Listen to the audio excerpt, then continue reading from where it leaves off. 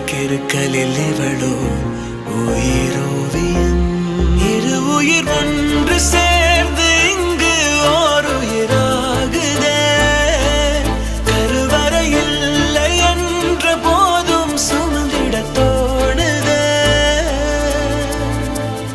வெளியோரம் ஈரம் வந்து குடை கேட்குதே. ஆரிரோ ஆராரிரோ இது தந்தையின் தாலாட்டு. பூமியே புதிதானதே இவள்